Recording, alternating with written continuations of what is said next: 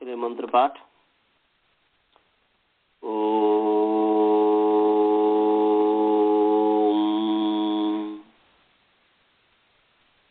सहना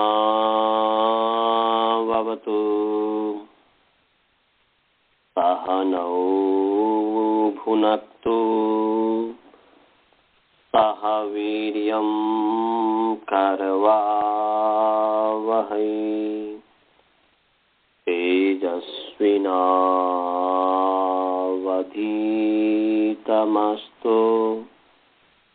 मा विद्विषावहै।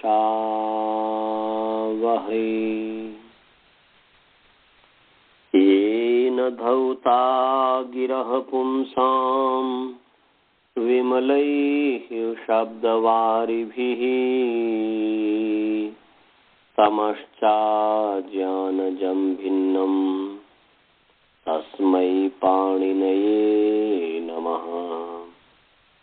वाक्यकारं वरुरुचिं भाष्यकारं पतञ्जलिं पाणिनिसूत्रकारं च प्रणतोऽस्मि मुनित्रयम्। ओम शांति शांति शांति। सभी को सादर नमस्ते। मैं आप सभी को प्रणाम करता हुआ। हाँ जी, हाँ बोलिए बोलिए।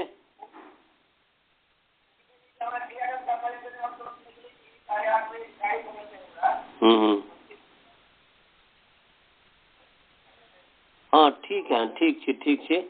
और जहाँ निकलू और बच्चा सब अखन पढ़ते ना। हाँ ठीक।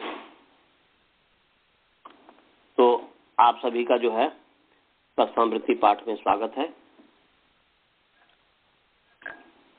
ईश्वर की कृपा से अब रसामृति पाठ रसामृति कक्षा प्रारंभ कर रहे हैं। हम जो है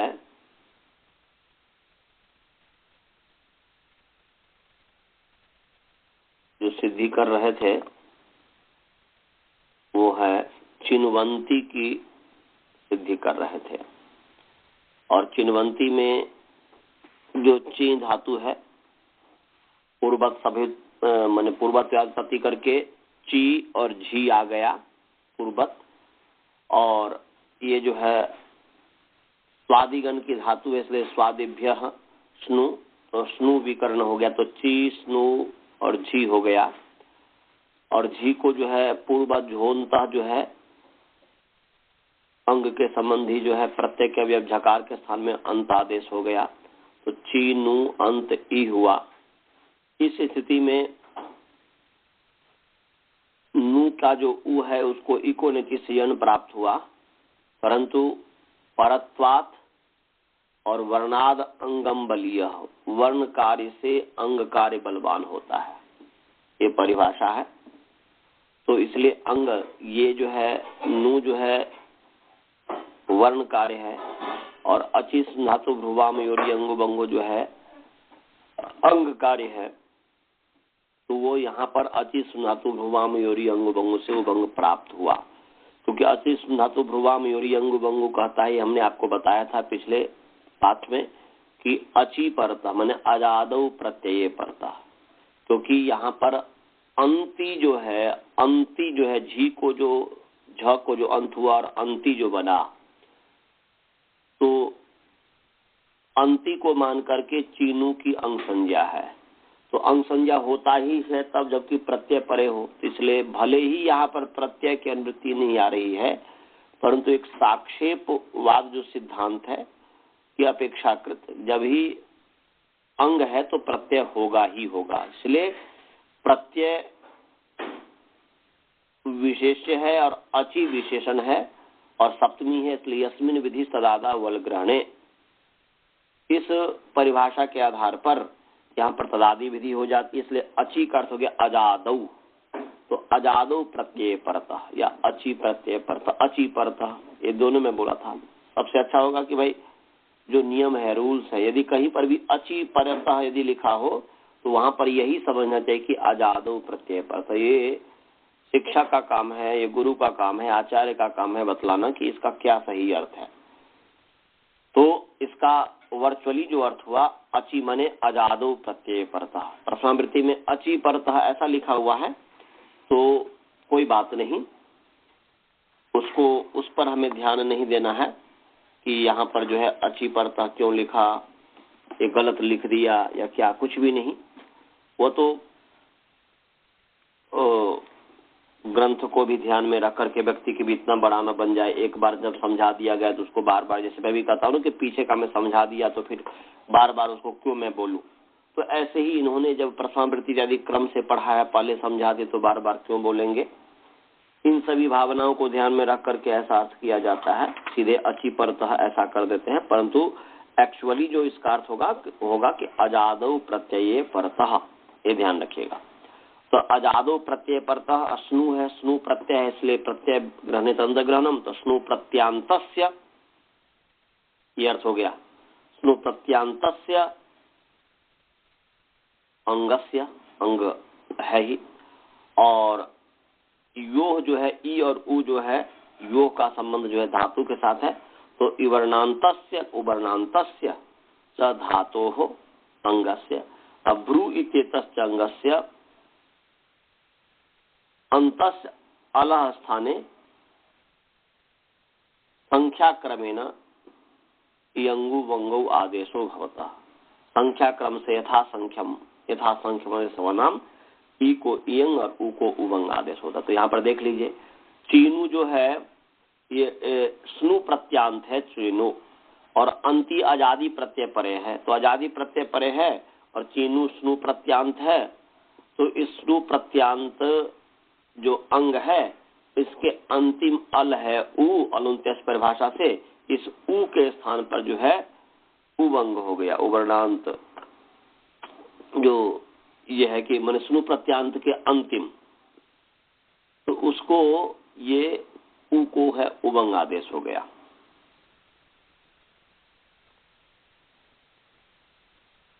तो यहाँ पर उवंग प्राप्त हुआ, प्राप्त है, परंतु इसका अपवाद है हुस्नुवोह सार्वधातु के। अब ये चलेगा, हमने अति सुनातु भ्रुवा में तो बता दिया था, फिर केवल आपको पुनरावृत्ति मैंने कर दिया याद दिलाने के लिए। अब जो है हुस्नुवोह सार्वधातु के ये चलेगा। 6487 है, निकाल लीजिए। 6487 नंबर सूत्र है, 6487 नंबर सूत्र है, निकाल लीजिए। अभी निकाल लिए जी। बोले राज भल्ला जी भी जुड़ गए आप। तो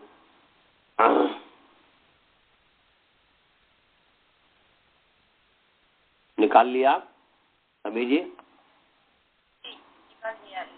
अब देखिए बहुत ही सरल अर्थ है, परंतु इस पर पदच्छेद विभक्ति पर विचार करें। गुरुकुल वाले निकाल लिए कि नहीं? हुस्नुवोह सार्वधातु के, हुस्नुवोह उकारांत पुंलिंग हुस्नु शब्द षष्ठी विभक्ति द्विवचन, हुस्नुवोह। सार्वधातु के अकारांत नपुंसक लिंग सार्वधातुक शब्द सप्तमी विभक्ति एक वचन है।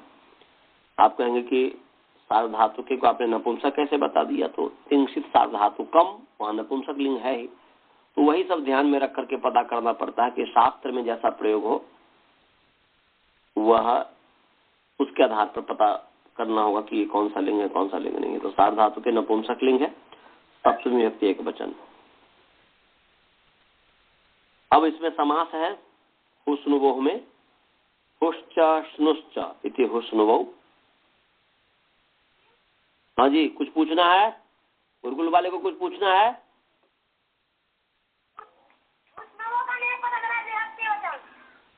हुस्नुवोह षष्ठी है ना जी,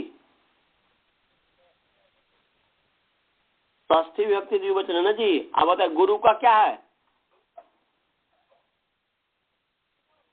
गुरु वो होता है परंतु यहाँ पर गुर्वोह उस तरीके से नहीं है, यहाँ पर भी उबंग हो गया है, इसलिए उबंग हो करके फिर हु स्नुबो हो,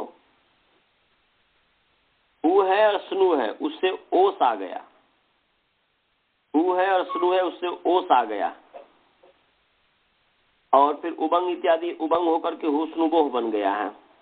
क्योंकि यदि इकोनची करेंगे तो हु स्नु और ओस होकर के इकोनची, तो उ को वह होकर के आधा न होना चाहिए था, हु स्नोह होना चाहिए था, परंतु यहाँ पर भगवान पाणिनि जी ने हु स्नोह न करके हु स्नुबोह किया है तो उकारांत, है तो उकारांत, परंतु यहाँ पर जो है उबंग आदेश करके हु स्नुबोह बनाया है। क्योंकि अभी अचि सुनातु भ्रुवाम योरियंग आपने पढ़ा ना कि भाई स्नु प्रत्यांत, तो ये जो है हु स्नु तो स्नु प्रत्यांत हो ही गया, साक्षात स्नु है तो स्नु प्रत्यांत है, और ओस है षष्ठी विभक्ति हम जब लाएंगे हु स्नु शब्द हु स्नु प्लस ओस नस ओस आम, तो ओस, तो ओस षष्ठी विभक्ति जो है द्विवचन है और आजादी प्रत्यय है, वो आजादी प्रत्यय परे है तो स्नु प्रत्यांत को जो है अंतिम को उबंग हो गया, इसलिए हु स्नु वह हो गया, स्नु उबंग को उ को उबंग हो गया, और अंतिम का लोप कर दीजिए, न का हलंत्यम से लोप हो जाएगा, और व के जो अ है उसका जो है उपदेश से जो से संज्ञा हो जाएगी, तस लोप हो जाएगा, तो फिर जो है हु स्नुब और ओस है हु स्नुबोस और विसर्ग होकर के हु स्नुबोह, तो ये इसकी सिद्धि है हुस्नुबोह की। सभी को समझ में आ गया हुस्नुबोह की सिद्धि जी? हाँ। तो ये उकारांत पुंलिंग हुस्नु शब्द षष्ठी विभक्ति द्विवचन है। क्या है मनीष जी, क्या विद्यानंद जी समझ में आया? हाँ, उकारांत पुंलिंग हुस्नु शब्द षष्ठी विभक्ति द्विवचन है, और सार्वधातु के अकारांत नपुंसक लिंग सार्वधातुक शब्द सप्तमी विभक्ति एक वचन है। पदच्छेद सभी को समझ में आ गया गुरुकुल वाले को? अब जो है समास, 1 घंटा हमारे ही बातों को ध्यान देने की कोशिश करना, इधर उधर नहीं करना मन। 1 घंटा आपने जो हमारी बातों को सुन लिया, समझ लिया, नहीं समझ आए तो फिर पूछो, समझ लिया तो फिर जो है आगे उस पर आप लोग विचार करेंगे। आगम काले न, स्वाध्याय काले न, प्रवचन काले न, व्यवहार काले न, 4 प्रकार से विद्या आती है ना जी, तो इसलिए आगम काल भी है, इसलिए ध्यान से सुनो। अब समास, हुश्च श्नुश्च, हुश्च श्नुश्च इति हुस्नुवौ, तयोः हुस्नुवोः, हुस्नुवोः इतरेतर योग द्वंद्व समास हुआ। फिर मैं बोल रहा हूँ, हुश्च श्नुश्च इति हुस्नुवौ, तयोः हुस्नुवोः इतरेतर योग द्वंद्व हो गया। सभी को समझ में आ गया? समास सभी को समझ में आया जी? गुरुकुल वाले को समझ में आया? आ गया आचार्य जी। हाँ। अब देखो, अब ये 6482 नंबर सूत्र है, 6482 एरा नेकाचो संयोगो पूर्वस्य, इसमें से एक को हटा करके अनेकाच और असंयोग पूर्वस्य, एरा नेकाचो संयोग पूर्वस्य में अनेकाच और असंयोग पूर्वस्य, इस दोनों की अनुवृत्ति इसमें आ रही है। और हाँ, एरा नेकाचो संयोग पूर्वस्य से अनेकाच और असंयोग पूर्वस्य, अनेकाच और असंयोग पूर्वस्य, इस दोनों की अनुवृत्ति आ रही है। समझ में आया जी? अनेकाच और असंयोग पूर्वस्य, इस दोनों की अनुवृत्ति आ रही है इस सूत्र में। और अचि स्नु धातु भ्रुवाम योरी अंगु बंगो जो 6477 है, इससे अचि की अनुवृत्ति आ रही है। अनुवृत्ति सभी को समझ में आया जी? और 6481 नंबर सूत्र है इणोयन, 6481 6481, इससे यण की अनुवृत्ति आ रही है, और अंगस्य का अधिकार तो चल ही रहा है। और 64 जो 83 नंबर सूत्र है, 83 नंबर सूत्र है, इससे मंडुक प्लूति से ओह की अनुवृत्ति आ रही है। फिर मैं बोल रहा हूं, तेरह ने काचो संयोगो पूर्वस्य, जो 6482 नंबर सूत्र है 6482, इससे अनेकाच और असंयोग पूर्वस्य की अनुवृत्ति आ रही है। तीनों यन 6481 है, इससे यन की अनुवृत्ति आ रही है। हाँ जी, नहीं, केवल अनेकाच और असंयोग पूर्व से एह की अनुवृत्ति नहीं आ रही है, पूरे सूत्र की नहीं आ रही है अनुवृत्ति। एह को छोड़ करके अनेकाच और असंयोग पूर्वस्य, अनेकाच और असंयोग पूर्वस्य, इसकी अनुवृत्ति आ रही है। दो पद की आ रही है, इसमें तीन पद है, एक ए है, दूसरा है अनेकाच, तीसरा संयोग पूर्वस्य। उसमें से दो पद अनेकाच और असंयोग पूर्वस्य की आ रही है। समझ में आ गया गुरुकुल वाले को? गुरुकुल वाले समझ गए? और इनो यन जो 6481 उससे यन की अनुवृत्ति आ रही है, और अंगस का तो अधिकार चल ही रहा है। और अति सुधातु भ्रुवाम योरी अंग बंगो जो है 6477 नंबर सूत्र है 6477, तो उससे जो है अची की अनुवृत्ति आ रही है। और मैं बोला कि ओ सूपी जो 6483 नंबर सूत्र है, उससे ओ की अनुवृत्ति मंडुक प्लूति से आती है। अनुवृत्ति जो है, एक अनुवृत्ति है जो प्रत्येक सूत्र में जाती है, गंगा प्रवाह के समान, गंगा प्रवाहवत। एक अनुवृत्ति कैसी होती है जी? गंगा प्रवाह। गंगा प्रवाह समझते हैं जी? गंगा में जब पानी जब चल रहा होता है तो वह ये थोड़ा कि तड़प तड़प के जाता है, एकदम एकदम प्रवाह एक सबको छूते, सभी जमीन को छूते हुए जाता है ना जी। गंगा का जो प्रवाह बहता है, गंगा के जो धाराएं बहती है, तो वैसे ही प्रत्येक सूत्र में जो अनुवृत्ति जाए वो गंगा प्रवाहवत हो गया, सर्पवत हो गया। सांप जो है वह जब चलता है जमीन पर तो वह पूरे जमीन पर सटाते हुए चलता है कि नहीं जी? तो एक तो अनुवृत्ति जाएगी सर्पवत या गंगा प्रवाहवत, और दूसरी जो अनुवृत्ति जाती है जिसको कहते हैं मंडुक प्लूतिवत। मंडुक प्लूति माने मंडुक कहते हैं मेढ को, मेढक को। मेढ जैसे उछल उछल करके चलता है स्थान छोड़ छोड़ करके, ऐसे ही कुछ अनुवृत्ति अष्टाध्याय में है जो स्थान छोड़ छोड़ करके मतलब अनुवृत्ति जाती है। तो यहाँ पर भी ओ सुपी जो है, इसमें ओ की जो अनुवृत्ति मंडुक प्लूति, मंडुक प्लूत गत्या जो है यहाँ पर आई है, मंडुक प्लूति के गति से आई है। जैसे मंडुक की जो प्लूति होती है, उछलना जो होता है, मंडुक प्लूत जो होता है उसकी तरह ये आ गई है। अब चलिए, अब इसका हम जो है अर्थ करते हैं, अन्वय और अर्थ करते हैं। सबसे पहले अर्थ करने के लिए क्या करेंगे? कौन सी विभक्ति लाएंगे? सप्तमी। तो यहाँ पर सप्तमी का क्या है? और अच्छी, अच्छी की अनुवृत्ति आई है ना जी। अच्छी की सार्वधातु के भी और अची भी है, इसलिए अची विशेषण है, सार्वधातु के विशेष है। तो क्या हो जाएगा? प्रत्यय ग्रहण, क्या बोलते हैं, यस्मिन विधि तदादा वल ग्रहण, तदादि विधि। इसलिए क्या हो जाएगा? अची का मतलब क्या हो जाएगा? अजादौ। क्या हो जाएगा जी? सार्वधातु के परतः। इतना हो गया। अब आगे जो है अजादो सार्वधातु के परतः। अब अनेकाच और असंयोग पूर्वस्य का मतलब समझ लो, तो फिर इसको हम जोड़ देंगे उसके साथ। अनेकाच का मतलब क्या है, इस चीज को समझो। अनेकाच में बहुब्री समास है, दो समास हो सकता है। मतलब एक है अनेकाच मने न एकाच अनेकाच, ऐसा भी हो सकता है। और बहुब्री समास भी हो सकता है, अनेक अच यस्मिन, अनेक अच अस्मिन इति अनेकाच, ऐसा भी हो सकता है। तो यहाँ पर जो है बहुब्री समास है। पहले अनेकाचा में है कि न एक अनेक, ऐसा करेंगे। क्या करेंगे जी? न एक, हाँ, नहीं तत्पुरुष समास।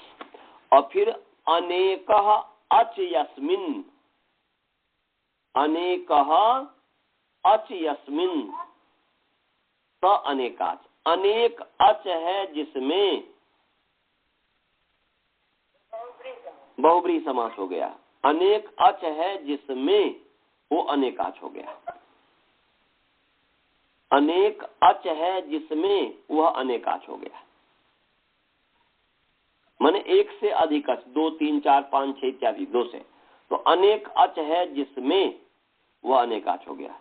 तो अंग जो है अनेकाच होना चाहिए, क्योंकि उत्तर तो अजादौ सार धातु के पर हमने कह दिया प्रत्यय के पर, तो आगे पूर्व है, अंग की बात कर रहा है, तो जो भी अंग होगा वह अंग अनेकाच वाला होना चाहिए। तो अंग है हु और स्नु, तो हु भी अनेक अंग वाला, अनेकाच अंग वाला होना चाहिए, उसमें एक अच नहीं होना चाहिए, और स्नु भी जो है अनेकाच अंग होना चाहिए। इसलिए अनेकाच, अनेक अच है जिसमें, जिस अंग में, जिसमें उसको कहते अनेकाच। और दूसरा है असंयोग पूर्वस्य, इसका भी समास समझ लो। असंयोग पूर्वस्य क्या अर्थ हुआ जी? तो माने न, बहुब्रीहि समास यहाँ पर है, न विद्यते संयोगः पूर्वो यस्मात्, न विद्यते संयोगः पूर्वो यस्मात् स असंयोग पूर्वः, न विद्यते संयोगः पूर्वो यस्मात् स असंयोग पूर्वः। संयोग पूर्व में नहीं है जिससे, ऐसा हो गया, संयोग पूर्व में नहीं है जिससे,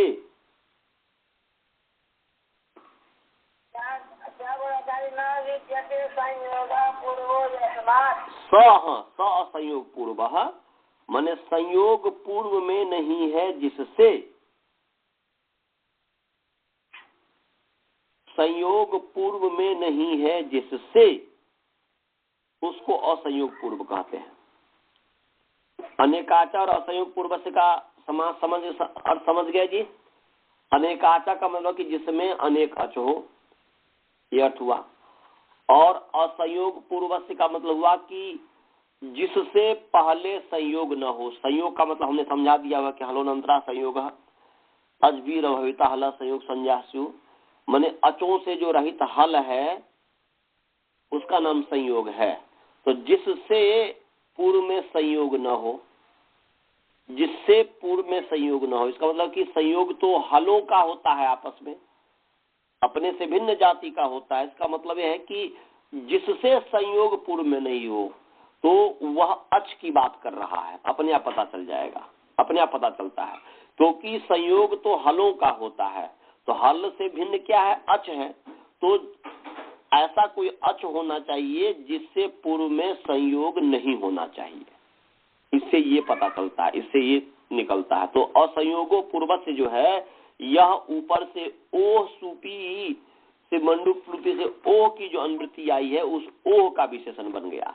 क्योंकि न विद्यते संयोग पूर्वो यस्मात्, जिससे पूर्व में संयोग नहीं हो, तो किससे पूर्व में संयोग नहीं होगा? भी संयोग तो हलोनंतरा संयोग, आपने क्या पढ़ा था कि अपने से भिन्न जाति का ही जो है,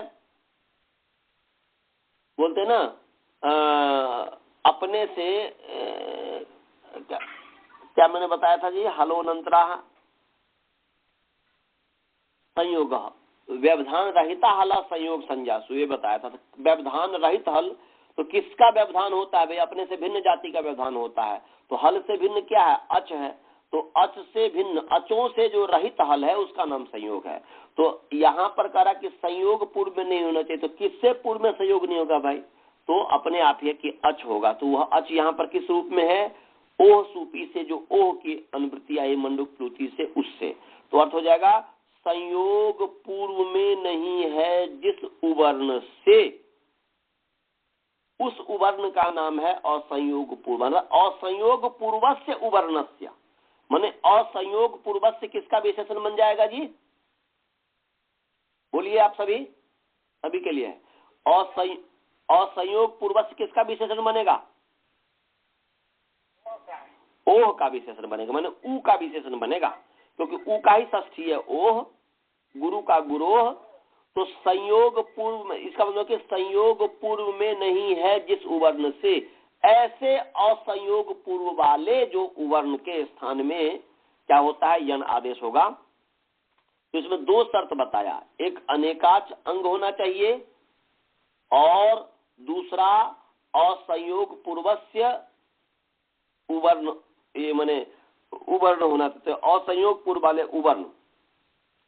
तो असंयोग पूर्व यो उवर्ण तदंतस्य, फिर जो तदंत अंग, क्योंकि उसमें ऊ में जो है तदंत विधि हो जाएगी, अंग का विशेषण बन जाएगा। तो क्योंकि यहाँ पर असंयोग पूर्वस्य ये ओह का विशेषण हुआ, और ओह जो है विशेषण है किसका, अंग का। ओह विशेषण किसका होगा जी, अंग का होगा, अंग का विशेषण होगा। तो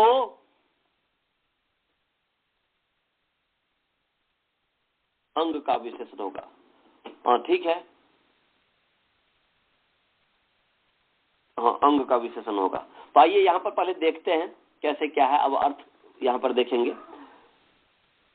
कि अब यहाँ पर जो है हु स्नुवो सार्वधातुके जो है, अब हु स्नुवो सार्वधातुके में हु है और स्नु है, तो स्नु जो है प्रत्यय है, इसलिए प्रत्यय ग्रहणे तदंत ग्रहणम, प्रत्यय ग्रहणे तदंत ग्रहणम।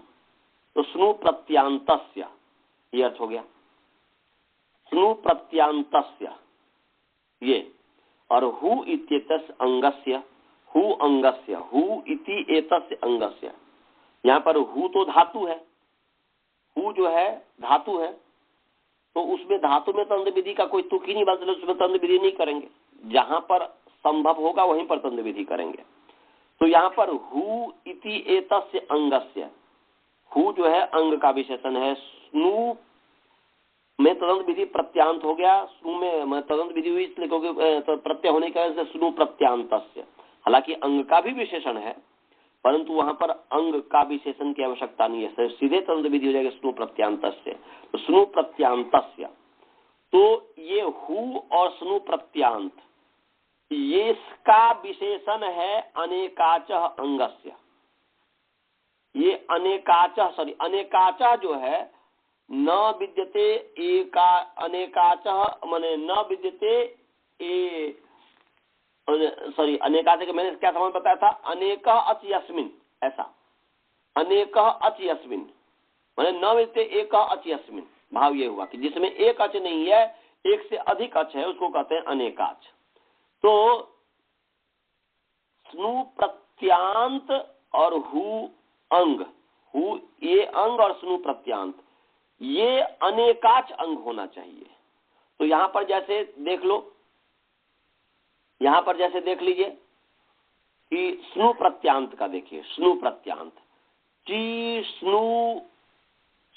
स्नु और अंति है, तो यहां पर अंति को मान करके चीनु क्या है, ची स्नु का जो नु है, चीनु क्या है, ये अंग है। अंग होने से चीनु स्नु प्रत्यांत, और स्नु प्रत्यांत भी है, तो स्नु प्रत्यांत है, और इसमें चीनु में कितने अच हैं, दो अच हैं। चीनु में एक चकार उत्तरवर्ती इकार अच है, एक नकार उत्तरवर्ती उकार अच है, तो दो अच है। तो अनेकाच हुआ कि नहीं, अनेकाच भी हो गया, माने स्नु प्रत्यांत भी है, अनेकाच अंग भी है। तो स्नु प्रत्यांत अनेकाच अंग, स्नु प्रत्यांत अनेकाच अंग, इतना समझ में आ गया सभी को जी। ये चीनु स्नु प्रत्यांत है और अनेक अच वाला अंग है कि नहीं, अनेकाच अंग हो गया, अनेकाच वाला अंग है, तो अनेकाच ये अंगस्य का विशेषण हो गया, तो अनेकाच वाला अंग। तो स्नु प्रत्यांतस्य ये अंगस्य का विशेषण हो गया, और फिर जो है अनेकाच भी उसका विशेषण हो गया। तो स्नु प्रत्यांतस्य अनेकाचः अंगस्य। अब जो है असंयोग पूर्वस्य को देखना है, तो क्या कहा था, संयोग पूर्व में नहीं है जिससे, जिससे पूर्व में संयोग न हो, तो चीनू है। तो यहाँ पर चीनू में देखिए च और न के बीच में ई है कि नहीं? च और न के बीच में ई है कि नहीं है जी? बोलिए जोर से। तो है। और न के बीच में ई है, तो क्या बताइए यहाँ पर ऊ से पूर्व में संयोग है? नहीं है। तो असंयोग पूर्व हो गया कि नहीं उकार? हुआ। असंयोग पूर्व हो गया उकार। तो असंयोग बने स्नु प्रत्यांतस्य अनेकाचः, स्नु प्रत्यांतस्य अनेकाचः और असंयोग पूर्वस्य, असंयोग पूर्वस्य उकारस्य अनेकाचः अंगस्य, अनेकाच माने स्नु प्रत्यांत अनेकाच वाला अंग, अनेकाच अंग ये हो गया चीनू, और संयोग पूर्व में नहीं है जिस उकार के, जिस उकार से संयोग पूर्व में नहीं है, ऐसे संयोग पूर्व वाले क्या उकार, और संयोग पूर्व वाले उकार। तो यहां पर जो है आप ये कह सकते हैं कि असंयोग पूर्व से तो विशेषण हो गया उकार का, क्योंकि सीधे अंग का विशेषण नहीं है, क्योंकि न विद्यते संयोग पूर्वो यस्मात्, तो यस्मात् उकारात्, जिस उकार से पूर्व में संयोग नहीं है उस उकार का नाम असंयोग पूर्व है, उस उकार का नाम असंयोग पूर्व है। और असंयोग पूर्व अंतावयव है जिसके, असंयोग पूर्व किसका अंतावयव है? अंगस्य का। बहुत सुंदर, अंग का अंतावयव है। तो इसका मतलब ये हुआ कि असंयोग पूर्व वाले उकार उसका अंतावयव है, तो वह उकार जो है अंतावयव है, जिसका मतलब है कि तदंत विधि हो जाएगी, होनी चाहिए कि नहीं होनी चाहिए। यहाँ पर ऊ जो है विशेषण बन जाएगा किसका? असंयोग पूर्व से विशेषण बना ऊ का, और ऊ विशेषण बन जाएगा किसका? अंग का। ऊ विशेषण किसका बन जाएगा जी? अंग का। और विशेषण होने से कौन सी विधि हो जाएगी? तो प्रत्यय तदंत विधि। तो क्या होना चाहिए? उवर्णांतस्य। क्या होना चाहिए? उवर्णांतस्य अंगस्य। तो ये बनना चाहिए ऐसा अर्थ कि हु इत्येतस्य स्नु प्रत्यांतस्य च अनेकाचः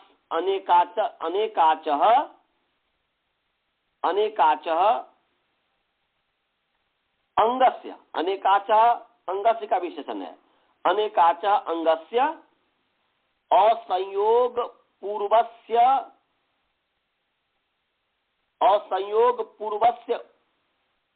उकारस्य। यहाँ पर हालांकि अर्थ करने के लिए प्रथमा विभक्ति में करना पड़ेगा, नहीं तो फिर ठीक से अर्थ नहीं बन पाएगा। इसका ऐसा अर्थ करना चाहिए कि स्नु हु इत्येतस्य स्नु प्रत्यांतस्य च अनेकाचः अंगस्य, अनेकाचः अंगस्य य असंयोगः पूर्वः उकारः।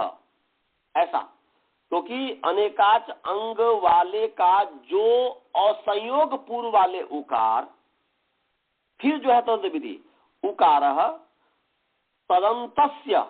अब ऐसा करना, यह उकारः तदंतस्य अंगस्य अंतस्य अलह स्थाने यण भवति। यह अर्थ हुआ पूरा।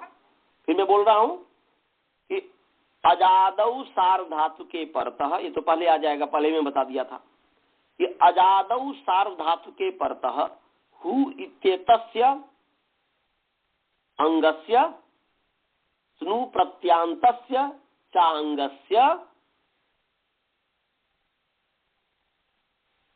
यह असंयोगः पूर्वः उकारः तदंतस्य अंगस्य अंतस्य अलः स्थाने यण भवति। परंतु ये तो ऐसा अर्थ एक्चुअल में मेरे दृष्टि में, मेरे हिसाब से, क्योंकि असंयोग पूर्व वाले उकार, जो माने असंयोग पूर्व वाले जो उकार है वह उकार अंतावयव है, जिसके उसके अंतिम के समय तदंत विधि होनी चाहिए अंग में। यदि मान लीजिए ऐसा नहीं यदि करते हैं, क्योंकि हमारा तो अर्थ करना है ऊ को यण करना, तो आप ऐसे भी कर सकते हैं जिसको प्रथम वृत्ति में जैसे कहा गया है कि उसके आधार पर भी आप समझ सकते हैं, क्योंकि आपने स्नु प्रत्यांत हु इत्येतस् अंगस्य, स्नु प्रत्यांतश्च अनेकाच अंगस्य, माने हु और स्नु प्रत्यांत दोनों अनेकाच होना चाहिए। सो ध्यान रखिएगा, हु और स्नु प्रत्यांत दोनों अनेकाच होना चाहिए। तो अनेकाच को आप जो है यहाँ पर अनेकाच को पहले भी लिख सकते हैं, ऐसा रख सकते हैं कि अनेकाच और असंयोग पूर्व। तो असंयोग पूर्व तो हो गया आपका अंग का माने ऊ का विशेषण हो गया। तो असंयोग पूर्व से उकार से स्थाने ऐसा होना चाहिए कि हु प्रत्यांतस्य माने हु इत्येत अजादो सार्वधातु के परतः हु इत्येतस्य स्नु प्रत्यांतस्य च अनेकाच अंगस्य असंयोग पूर्व यह उकारः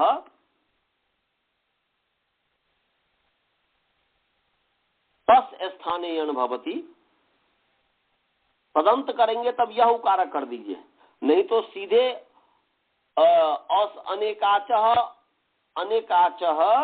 असंयोग पूर्व से उकार से स्थाने अनेकाच अंगस्य, अंग सबसे लास्ट में जोड़िएगा कि अजादो सार्वधातु के परतः। अब आप लिख सकते हैं अंतिम में अर्थ कि अजादो सार्वधातु के परतः हु इत्येतस्य स्नु प्रत्यांतस्य च अनेकाच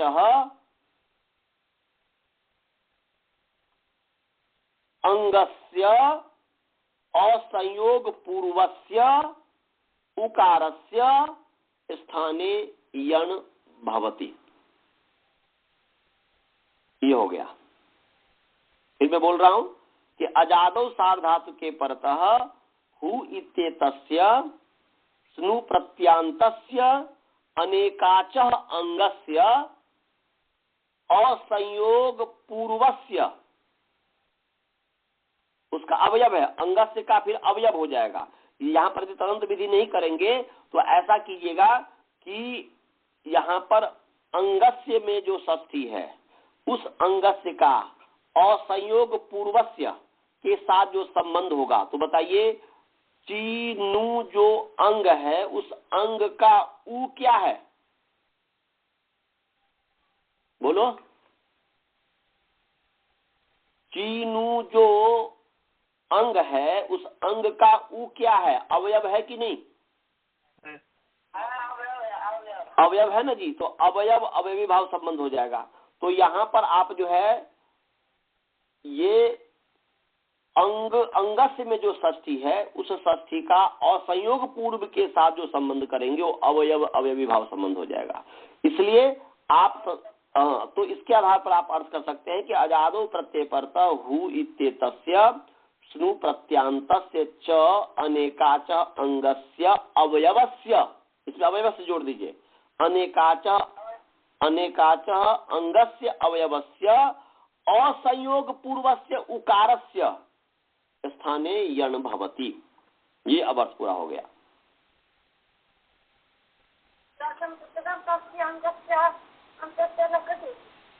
उसको काट दीजिए, कोई बात नहीं, अंतःसला स्थान काट दीजिए, उसको काट दीजिए और इसको आप इसी रूप में कर दीजिए, वो थोड़ा लंबा हो जाएगा।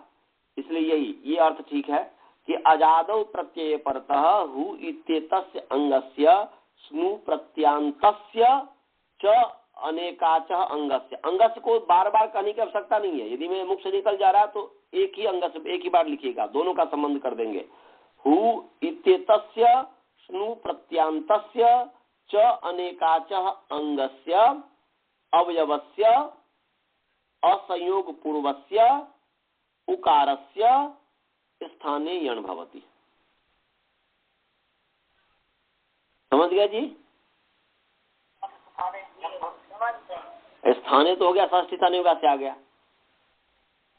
ये अंतिम निर्णित ये अर्थ हुआ इसको इसी रूप में कीजिएगा कि फिर मैं बोल रहा हूं अजादौ सार्धातु के परतः स्नु मने हु इत्येतस्य स्नु प्रत्यांतस्य च अनेका च अंगस्य अवयवस्य अवयव संबंधी मान लीजिए अवयवस्य असंयोग पूर्वस्य उकारस्य असंयोग पूर्वस्य में जो षष्ठी है उसका उकार के साथ जो स्वरूप संबंध है तो असंयोग पूर्वस्य उकारस्य स्थाने यण भवति। अजादि प्रत्यय के पर रहते हु इस अंग हु इस अनेकाच अंग और स्नु प्रत्यांत अनेकाच अंग के अवयव असंयोग पूर्व वाले उकार के स्थान में अर्थात संयोग पूर्व में नहीं है जिस उकार के ऐसे उकार के स्थान में यण होता है। तो यहाँ पर चीनु अंति है तो अंति जो है ये प्रत्यय पर है अजादि प्रत्यय पर है तो इस अजादि प्रत्यय के पर रहते यहाँ चीनु स्नु प्रत्यांत अनेकाच अंग है उस अंग के अवयव उकार और संयोग पूर्व वाले उकार है उस उकार के स्थान में यण हो गया तो फिर उ को वह हो गया चिन्वंती बन गया। समझ में आया जी? पहले गुरुकुल वाले से पूछता हूं। अजी मनीष जी चिन्वंती की सिद्धि समझ में आई? चीनु अंति है तो हमने कहा कि अंति अजादि प्रत्यय परे है क्योंकि अच आदि अवयव है अंति का अ तो अजादि प्रत्यय परे है। उसके परते चीनु जो है स्नु प्रत्यांत है ये समझ में आ गया। चीनु कौन सा क्या है जो स्नु प्रत्यांत है कि नहीं? तो स्नु प्रत्यांत अनेकाच अंग है कि नहीं? अनेक अच है कि नहीं? दो अच इसलिए अनेक अच हो गया और ये अंग है कि नहीं? अंति को मान करके चीनु के अंग संज्ञा है तो अंग भी है अनेकाच भी है स्नु प्रत्यांत भी है और उसका अवयव उ है कि नहीं? और वो असंयोग पूर्व वाले है कि नहीं? उससे उ से पूर्व में संयोग है क्या? केवल न है।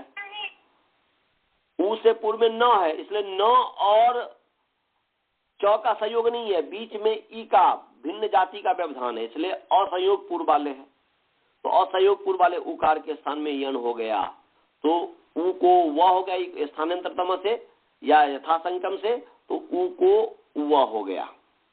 उ का स्थान है मैंने स्थानांतरतम हो गया यथासंकम नहीं होगा गलत में बोल दिया। उ को वह हो गया ई को क्या बोलते हैं स्थानांतरतम से।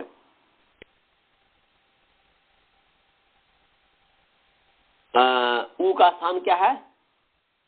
ओष्ठ और यण में ई उरी में व का स्थान क्या है? ओष्ठ है मिलता है दंत्योष्ठ वकारो दंत्योष्ठम इसलिए वो उ के स्थान पर वह हो गया तो यहाँ पर चिन्वंती बन गया। गुरुकुल वाले को समझ में आया? अच्छा जी अनंत जी आपको समझ में आया? जी आ गया। और आप स्काइप वाले को राज भल्ला जी समझे? स्वाति जी द्रोण जी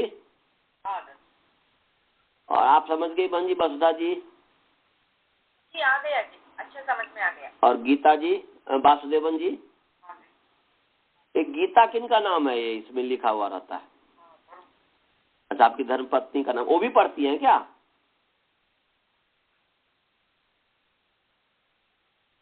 चलिए तो हमने चिन्वंती की सिद्धि कर दी। अब चलिए दीधी वेविटाम ये सूत्र चलेगा ये चलेगा ना जी? दीधी वेविटाम इसमें अब सब जो है हो गया है। अब जो है दीधी वेविटाम निकाल लीजिए दीधी वेविटाम निकाल लिया आप लोगों ने? जी गुरुकुल वाले निकाले जी? निकालिए।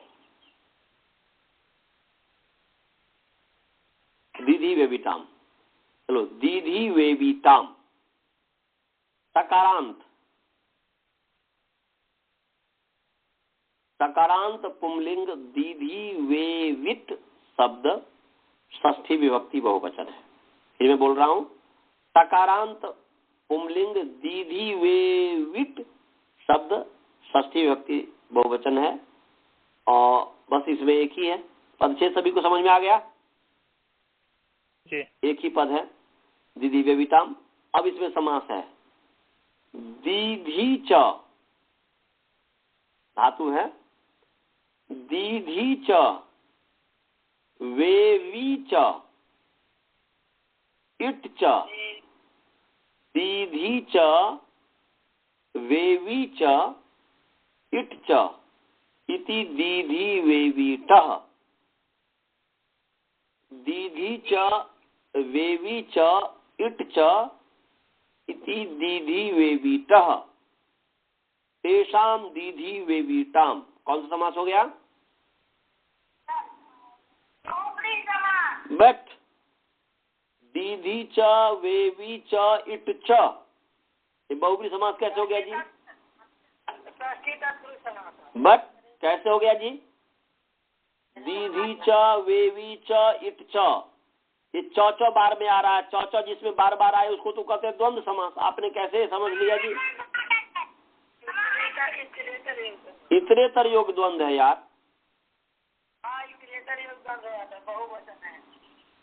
तो कैसे आपने सोच लिया कि बहुब्री? सोच के बोला करो।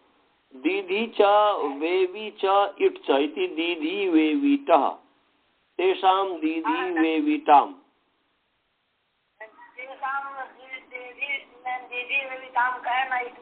नहीं तो तेषाम के द्वारा तो दीधी वेवीटाम षष्ठी बहुवचन है, इसलिए षष्ठी व्यक्ति बहुवचन उसको बताया जा रहा है। तो दीधी वेवीटाम इतरेतर योग द्वंद्व हो गया। अनुवृत्ति इसमें आ रही है इको गुण वृद्धि पूरे सूत्र की, और न धातु लोप आर्धातु से न की अनुवृत्ति आ रही है। तो अर्थ क्या बन गया जी? अर्थ बन गया वेवीटाम। तो यहां पर जो है दीधी और वेवी ये दो धातु है, समझ गए? दीधी और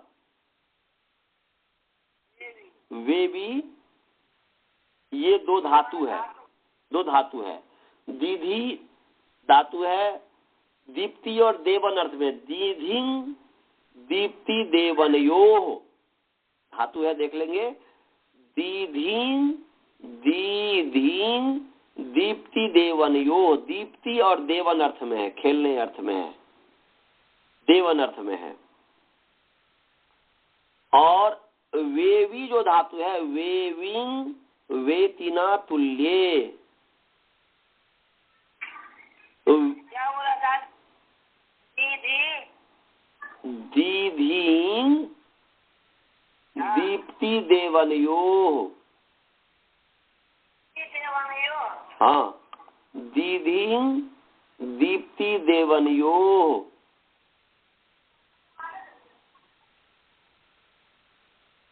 दीधिं दीप्ति देवनयोः। लिख ले दीदी दीप्ति देवनयोः। वेवीं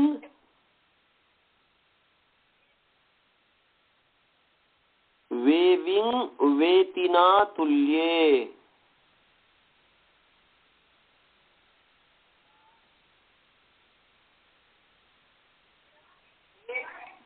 वेतिना का माने वेतिना तुल्य माने क्या हुआ?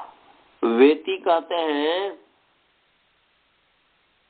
ज्ञान अर्थ में होता है, इस पर मैं कल ज्यादा बताऊंगा। ज्ञान अर्थ में होता है, विद धातु से बन जाएगा या वी धातु से भी बन जाएगा। वेति जो है वी धातु से जो है आप तीन प्रत्यय कीजिए, वेति बन गया, उसका तृतीय व्यक्ति वेतिना बन गया। तो वी गति अर्थ में है, गति ज्ञान हो गया, तो इस तरीके से हो जाएगा वेतिना, ज्ञान के साथ तुल्य अर्थ में। ऐसा इस पर मैं कल ज्यादा बताऊंगा, अब समय नहीं है, तो इसलिए वेतिना तुल्य वो अच्छी प्रकार से जानना भाव ये है। और वे दीधिंग दीप्ति देवन हो तो दीप्ति दीप्ति अर्थ में, प्रकाश अर्थ में, और देवन अर्थ में खेलने अर्थ में होता है, क्रीड़ा अर्थ में होता है। वो तो देव का तो बहुत सारे अर्थ हैं, 11 अर्थ है जो कि आपने सत्यार प्रकाश में पढ़ा होगा। तो 11 अर्थ आपने पढ़ा ना जी, देव क्रीड़ा, विजी के साथ व्यवहार, द्वितीय स्तुति, मोद मद स्वप्न कांति गति। तो ये सब देवन का अर्थ हो जाएगा। उसमें से एक देवन जुआ खेलना भी अर्थ हो जाएगा, प्रकाश भी अर्थ हो जाएगा। तो प्रकाश तो यहाँ पर जो दीप्ति ही किया ही है, तो इसलिए प्रकाश के अलावा और जो अर्थ हैं 10 वो सब आ जाएंगे देवन के।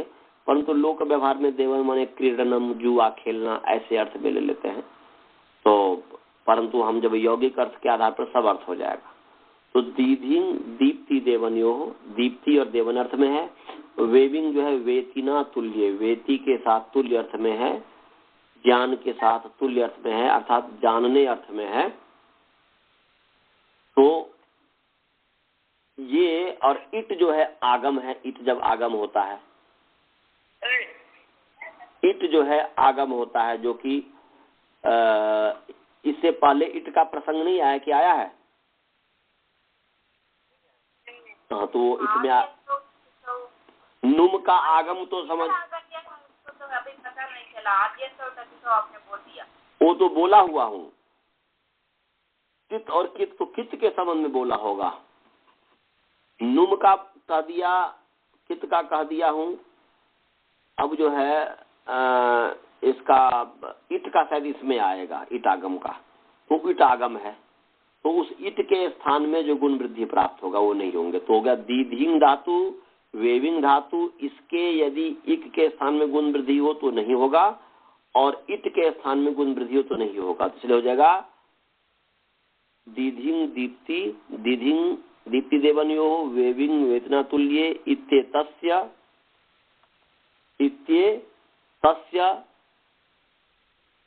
इक स्थाने ये गुण वृद्धि प्राप्त नस्ते न भवता, और इटश्च इक स्थानीय गुण वृद्धि प्राप्त नस्ते न भवता। इसलिए दीधि दीधिंग दीप्ति देवन्यो वेविंग वेतिना तुल्ये इति।